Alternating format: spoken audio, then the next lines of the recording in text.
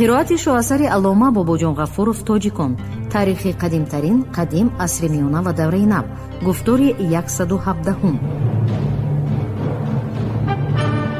اثری تاجیکان شعله‌ای بود که به صحیفه‌های تاریک و فراموش گشته تاریخ ملت تاجیک روشنی انداخته، پدیده‌های خودشناسی و افتخار ملی را تکمیل داد. پرزیدنت جمهوری تاجیکستان امامعلی رحمان.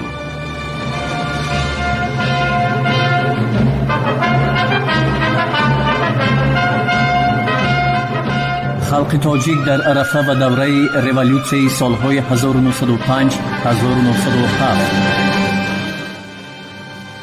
در امارت بخارا دهقانانی به غلامی افتاده بسیار بودند. همه قرضداران قرضشان را ادا نکرده، اینچنین بقیه‌دارانی از خزینه امیر قرضدار به دفترهای مخصوص قید کرده می شدند. دهقانی که نامش به چنین دفتر افتاده باشد از همه حقوق ها، از جمله از حقوق بیملال به یگان جا سفر کردن محروم می گشت. جارچیان نام او را در بازارها اعلان می کردند و بعد از آن هر کسی که قرضی در دفتر قید شده را ادا کند یا خود به ادا کردن عهده‌دار شود، حقوق خوجین همان شخصی قرضدار شدن را مالک می گشت. دهقانانی به غلامی افتاده قشاقانه روز گذرانده کارهای وزنین ترین زور طلب را اجرا می کردند. حتی آنها را به آماچ و عرابه قطعی می کردند. آنها در بدل مهنتی پر عذاب خود یک پارچه زغاره قاق و اندک شوله جواری می گرفتند. در عاقلخانه ها با چارپایان یک جایه می زیستند. آنها را کلتک کاری کرده به پایهایشان اشکیل می انداختند. غلامانی هم که وقتی تاخت و تاز به ولایت های همسایه به دست بادیه نشین ها اسیر افتاده و در بازارهای غلام فروشی فروخته می شدند، در شرایطی سختی طاقت فرسا می زیستند. از زمین های دولتی به فایده خزینه از 10 یا خود از 140 قسم حاصل گرفته می شد. موافق معلومات صدرالدین عینی، استیفای حق پادشاهی به این طریقه بود: وقتی رسیدن حاصل مستوفی خراج املاکدار یا نماینده آن با سواری چند به سر زمین آمده، حاصل را از بودش 2 درجه زیادتر تخمین کرده، مقدار حق پادشاهی را به قیاس آن تخمین به نام دهقانی فلک زده نوشته می رود. در آخر سال که عادتا نرخ غلات گران می شود، بالقصد مأموران حکومت باز 1-2 بازار را گرانتر کرده نرخ را به امیر عرض می کنند. طبیعی نرخ‌های عرض شده از طرف امیر تصدیق می یابد و با همان نرخ حق پادشاهی را از دهقان نقداً می ستانند. بسیار واقعی شده است که دهقان همه چیزش را، حتی بعضاً پسر و دخترش را فروخته حق پادشاهی را ادا نموده است. زکات 4 پا را موافق قاعده و قانون محلی از روی سرشماری موجوده 4 پا گرفتن لازم بود. اما چنان که صدرالدین عینی می نویسد، در این بابت نیرنگ و حیله های گوناگونی به کار برده می شدند. مثلا اگر پدر یا خود بابای کسی یک وقتها 1 رمه گوسفند داشته باشد و در سری زکات اندازی سرشماری گوسفندان کم شده باشد، پسر یا نبیره صاحبی رمه از روی مقداری پیشتری در روی خطی کهنه بودگی زکات می داد. در سری راه ها از راه گذران زکاتی سواره گرفته غارت می کردند. چون یگان راه گذر یا ساکنی یگان شهر به ولایت بخارا سفر می کرد، می نویسد استاد عینی او را عادتاً زکاتچی از نظر می گذراند. اگر او حتی چیزی نداشته باشد هم که از آن زکات گرفتن ممکن گردد، می بایست به زکاتچی یگان چیز را همچون دستاویز می داد.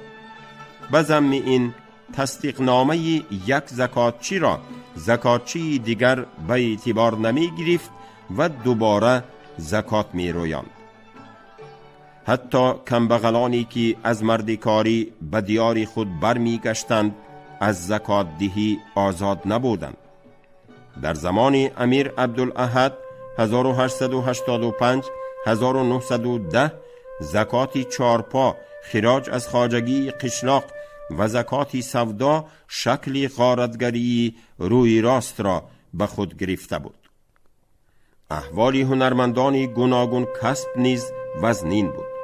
حتی هنرمندانی که دارای مهارتی بلندی شخصی بودند با آلاتی بغایت عادی محصول کار را زیاد و با مالهای از دیگر جایها آورده می شدگی فابریکه رقابت کردن نمی توانستند. در بخارا 9 کارخانه کلان بافندگی بود که هر کدامی 50-60 تاگی دستگاه داشت و این منوفکتوره های خرد از آن حاجی قربان، حاجی عبدالجبار و دیگران بودند. بغیر از این 80 کارخانه خردی بافندگی 3-4 دستگاه دار موجود بود. همگی در بخارا قریب 1500 بافنده کار میکرد. آنها در شرایط وزنینی طاقت فرسا روزی دراز از دکانخانه بیرون نآمده کار میکردند. نه اینکه هنرمندان کرایه بلکه کاسبان علاهیده یک کدست هم از طرف صاحبان کارخانه های کلان بافندگی گرفتاری اسارت شده بودند. علل خصوص احوال هنرمندان کرایه وزنین بود. برای نشان دادن سیستمی وحشیانه استثمار شوی آنها بعضی رقمها را مثال می آوریم. کاسبان هفته یک جوره علاچه می بافتند که یک تاقه آن 12 آلچین بوده در بازار 10 سوم و 20 می ایستد. کاسب باشد هفته 1 سوم و 20 حق می گرفت. کاسبان یک عمر از صاحبکاران خود قرضدار بودند. کاسب قرضدار را به کارخانه دیگر اگر صاحب آن قرض کاسب را دهد گذراندن یعنی فروختن ممکن بود. منوفکتوره های دیگر هم ساخته می شدند که در آنها هنرمندان در زیر استثماری سختی بیرحمانه می ماندند. صدرالدین عینی در یادداشت‌ها چنین منوفکتوره استاخانه ریختگری را تصویر می کند که به شیخ دولتمند تعلق داشت. کارگران دیگر به عذاب و مشقت تاب‌آوری کردن نتوانسته استاخانه را آتش می‌زنند و صاحبش در آنجا می‌سوزد. اعتراض کارگران بدبخت در همین شکل ظاهر گردید. اعتراض در شکل‌های دیگر هم بیان می‌شد. اهالی بعضی محل‌ها یراق به دست گرفته ضد تلاش و تاراج و خودسری و بیدادی‌های حکومتداران امیر مبارزه می‌بردند. در ابتدای عصر 20 در بیکی‌های پامیر، در روشان، شغنان و خان وضعیت بی نهایت تیز و تند شد. اهالی این محل‌ها که خود گشنگی می‌کشیدند اندازهای سرشماری را که از آنها حکومتداران امیر ستاندنی می شدند ادا کرده نمی توانستند. با این مناسبت دائما شور و آشوب‌ها می شد. وضعیت باز برای همین هم شدید می شد که در این جایها پاسبانگاه های قشونهای روس واقع بودند و افیتسیران آنها خوف داشتند که تاجیکان به خارجه کوچیده می روند. اگر این طور شود از یک طرف پاسبانگاه ها از منبع خوراک و آذوقه محروم می شدند، از طرف دیگر به عقیده افیتسیران به نام امپریای روسیه اسناد می رسید. در بین افیتسیران آدمانی هم بودند که مفکوره دموکراتی داشتند و در طایفه خود نسبتاً ترقی پرور هم بودند و اصولهای عصری میانگی اداره بخارا آنها را به دهشت می آورد. مثلا سردار اتریدی پامیر کاپیتان سنیساریوف درباره دیگر شدن بیک ها نوشته بود که بیکی پیشتره مردم را یا غارت می کرد یا کلتک می زد و هر دوی این را یک باره نمی کرد. بیکی نو باشد هر دوی این کار را یک باره می کند، یعنی هم کلتک می زند و کلتک خوردگان را غارت هم می کند. ضمناً برای این تلاش و کلتک کاری بهانه درست هم جسته نمی نشستند، چقه می شدند و بیهوده کوفتن می گرفتند. با اصرار حکومت پادشاهی بعدی در بیکی های پامیر انتشار یافتن حاکمیت بخارا از مردم در مدتی چند سال انداز گرفتن ممکن نبود، ولی در این مدت سطح زندگی مردم ذره بالا نشد، زیرا اساس اقتصادی کشور زراعت پروری بی حد قفا مانده بود. بنابراین وقتی سال 1903 عملداران امیر اعلان کردند که انداز گرفتنی اند، مردم غرب پامیر یک باره به شور آمد. در بعضی محلها مثلا در غوند، شاهدره، غاران و غیره مردم روی راست رختی سفر می بستند که به محلهای آزاد از حکم امیر، مثلا به ترکستان تابع حکومت پادشاهی روسیه کوچیده می روند. همان سردار اتریدی پامیر با گوبرناتور حربی فرغانه هراسان خبر داده بود که در بعضی جایها در مجلس‌های مخفی گپ رفته است که اکنون وقت آن است که تاجیکان خود را محافظت کنند و ملتق چطوری در متن خبر عیناً آمده است ملتق به دست گیرند.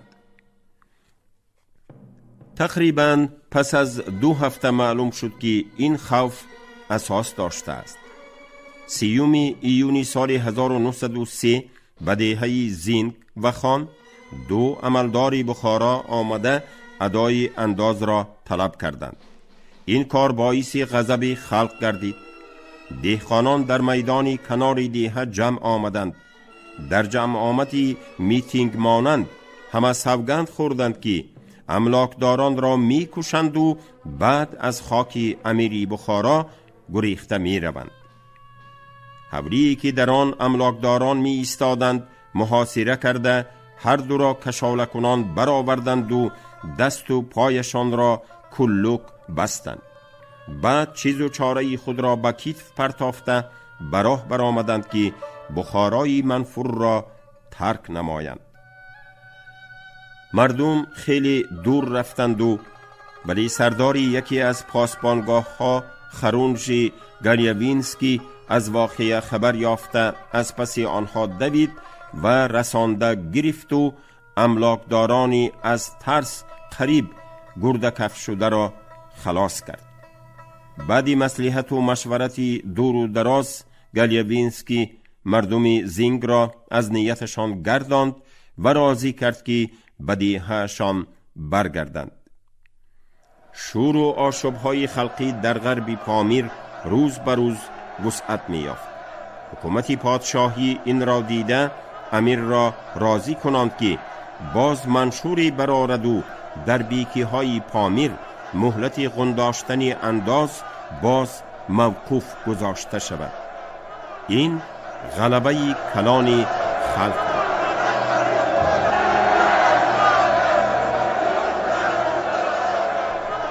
شور و آشوب‌های خلقی. اوج شور و آشوب‌های خلقی در بیکی‌های غرب پامیر حادثه جداگانه و مستثنا نبود. خود همین خیل حادثه ها و در همین شکل در ناحیه‌های گوناگون امارت بخارا به عمل می آمدند. در بخارای شرقی که عنعنه‌های آزادی دوستی هنوز مستحکم بودند، مردم زود زود به دست سنگ و کلوخ، کلتک و تیاق و بیل و کلند گرفته به پا می خیستند. در ابتدای عصر 20 نهضت‌های ضد حکومتی نهایت شدت گرفتند. این واقعه سبب‌های زیرین داشت: استثمار فئودالی و ظلم و اسارت اندازها طاقت گداز می شد. خودشناسی صنفی کمبغلان محلی تکمیل می یافت. به سبب همه بازارها را زیر کردن مالهای روسی فابریک و زبادی، مردم علل خصوص کاسبان تیز بینوا می شدند و غیره و هاکذا. این نهضت‌ها برای همین هم اهمیتی کلان داشتند که با مبارزه آزادخواهانه پرولتاریات و دهقانان تمام روسیه با حرکت ریولوسیونی کشور ترکستان زیچ علاقمند شده می رفتند. مسئله تدقیق شور و آشوب‌های مهنتکشان بخارای شرقی ضد حاکمیت امیر و نوکران وی در سالهای آخر خیلی پیش رفته باشد هم از کار تدقیق عمیق و مفصلی این مسئله در پیش است. عموماً متریال های ارخیف ها، علل خصوص حجت های ارخیو قوشبیگی را که در تاشکند محفوظ است و فاند سیکتاری تاریخی اثرهای میانه اینستیتوت تاریخی به نام احمدی دانشی اکادمی فنهای ریسپوبلیک تاجیکستان را در دوشنبه نهایت مفصل تدقیق کردن در کار که آنها مدرک‌های بسا مفید خواهند داد. ولی معلومات موجوده هم امکان می‌دهند ادعا نماییم که در عرفه ریولوسیون یکم بورژوازی دموکراتی سالهای 1905-1907 روسیه زمانه هم برای حکومت پادشاهی روسیه و هم برای حکومتداران امارت بغایت پرتهلوکه و ناتنج بود. علنگه شور و آشوب‌های خلق گاه در این جا و گاه در آن جا بالا می‌خیست. سال 1900 شوریش بیکی کلیف را فرا گرفت. سال دیگر 1901 در دهنو، سال 1902 در قرغانتیپه شوریش شد. در سالهای اولی عصر 20 قرغانتیپه و ناحیه‌های اطراف آن دچار آفت‌های طبیعت شده بودند. اول ملخ زیر کرد، بعد مراموری چاروا سر شد. ولی به این نگاه نکرده املاکداران بیک بیرحمانه زکات و انداز را کشیده می گرفتند. سودخوران و سوداگران از ناچاری و ناعلاجی مردم استفاده برده دولت می اندوختند. زمانه بسا ناتنج باشد هم امیر با تحریک عملداران پادشاهی فرمود که تمام قلعه شهر و دیه ها را جمع کرده گیرند، حالان که خودی مردم از گشنگی مرده می رفت. مردم دیگر علاج نمی یافتند. بعضی مثل اهالی قرغانتیپه نیت داشتند سرشان را گیرند و به افغانستان یا یگان جای دیگر گریخته روند. بعضی همین طور هم کردند. به خاک گنرال گوبرناتوری ترکستان به افغانستان یا به دیگر بیکی ها که احوال در آن جایها هم بهتر نبود گریخته رفتن فقط از همین دلالت میداد که مردم ناامید شده است و چی کار کردنش را نمیداند. این کار را البته اصول قطعی مبارزه نامیدن ممکن نی، اما در عین حال باید گفت که این هم یک شکل اعتراضی مردمی بدبخت و سرسخت و خانه بردوش و قشاق و بینوای بخارای شرقی بود که نسبت به محیطی پر از حقارت و ضلالت و ظلم و اسارت ظاهر می ساخت. خلق توجیک در عرفه و دوره ریولوسیون سالهای 1905-1907 وضعیت کشوری ترکستان در عرفه ریولوسیون سالهای 1905-1907 و اشتراک مهنتکشان تاجیک در آن. لنین نوشته بود: کپیتالیسم جهانی و حرکت روس در سال 1905 آسیا را تماما بیدار کردند. صدها میلیون اهالی که در بی حرکتی آسیای میانگی خاروزار و وحشی گشته است، به حیات نو و به مبارزه برای حقوقهای عادی ترین انسان، برای دموکراسی بیدار شدند. این سخنان به آسیای میانه از جمله به خلق تاجیک نیز کاملا دخل دارند. در عرفه ریولوسیون سال 1905 پرولتاریات ملی کم شمار آسیای میانه در حرکت ریولوسیونی رول اساسی را بازی کرده نمی توانست. در صف پیش حرکت ریولوسیونی پرولتارهای روس می ایستادند که در شهرهای کلان ترکستان و استانسیاهای راه آهن گرد آمده بودند. کارگران روس در آسیای میانه به واقعه‌های ریولوسیونی سالهای 1905 1907 فعالانه اشتراک می کردند. نمایش ها، کارپرتایی ها، میافکه ها تشکیل نموده اگیتاسیایی وسیع می گذراندند، شورش ها می برداشتند، سویت های دیپوتات های کارگران تشکیل می کردند. تشکیلات های سوسیال دموکراتی ترکستان گزیته های رابوچی، روسکی ترکستان و سمرقند می برآوردند. در این گزیته ها وحشیگری حکومتی پادشاهی فاش کرده شده، احوال صنف کارگر بیان می یافت، وظیفه های ریولوسیون معنی داد کرده می شدند. گزیته ها اینچنین به زد و خورد با حکومتی پادشاهی دعوت می کردند. در انکشاف حرکت ریولوسیونی در آسیای میانه و فعالیت تشکیلات های پرتیوی، کمیته بلشویکی باکو رالی راهبری کننده می بازید. کمیته باکو به آسیای میانه کادرهای خادمان پرتیوی فرستاده با ورقه ها تأمین کرده می ایستاد. مبارزه قهرمانانه پرولتاریات روسیه کاری پروپاگاندیستی، اگیتاسیونی و تشکیلی که بلشویکان می بردند، پرولتارهای محلی را، از آن جمله پرولتارهای تاجیک را برای حیات سیاسی درآورده آنها را به مبارزه ریولوسیونی جلب می نمودند. مهنتکشان محلی تا رفت بیشتر یقین حاصل می کردند که با آنها بایهای محلی و عملداران پادشاهی ظلم می کنند و پرولتارهای روس در مبارزه برای آزادی ملی و اجتماعی برادران کلان آنها می باشند. کارگران شعورناکتری محلی به تشکیلات بلشویکان داخل می شدند.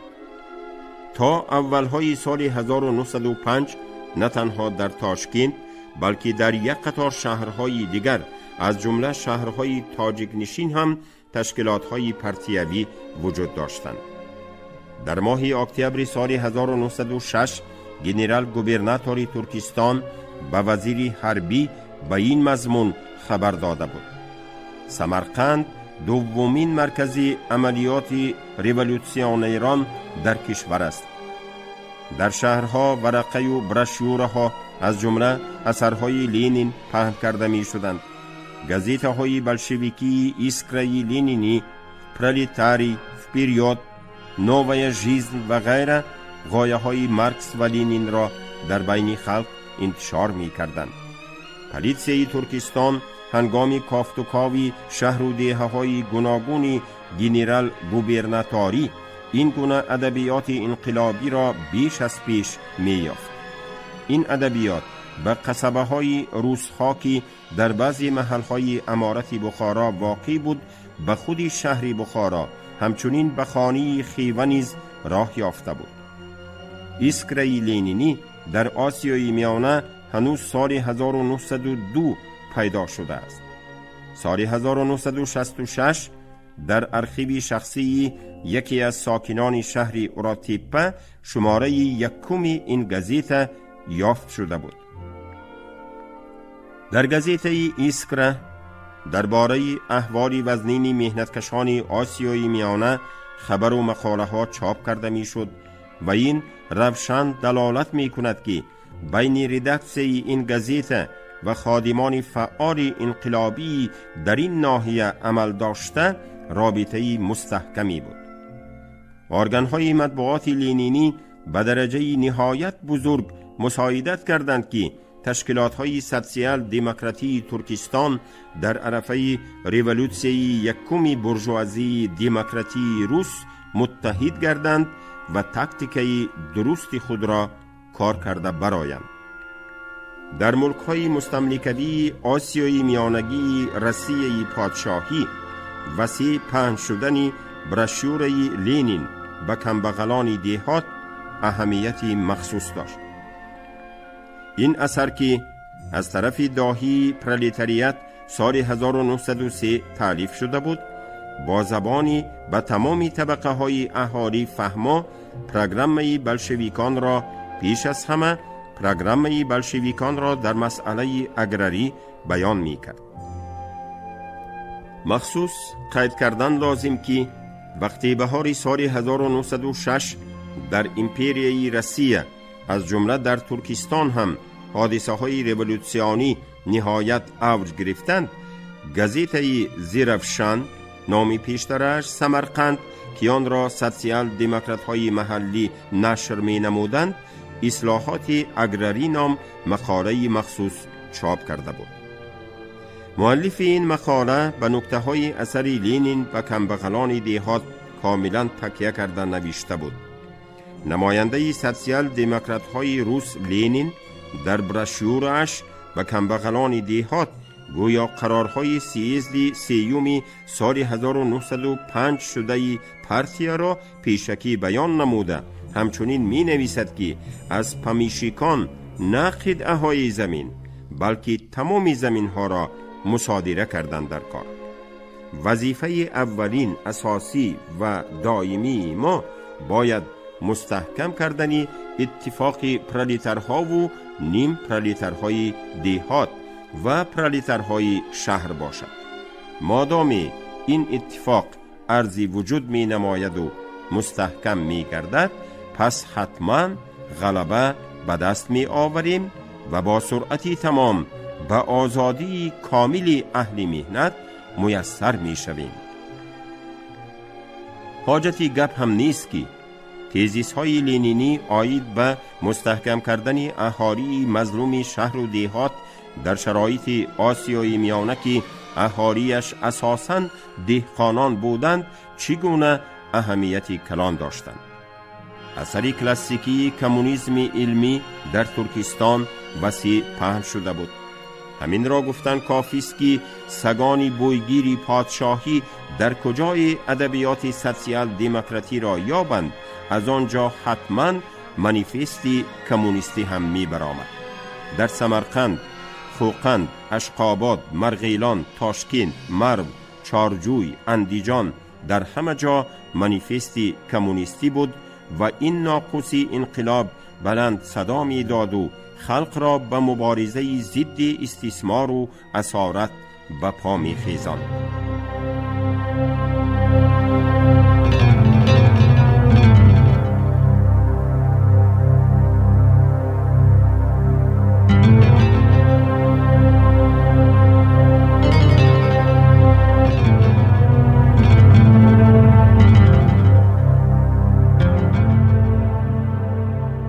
شما گفتاری 117 را از کتاب علامه باباجان غفورов توجیکان شنیدید. عبدالرشید خوجمخلوف کارگردان شیرالی نغزلی.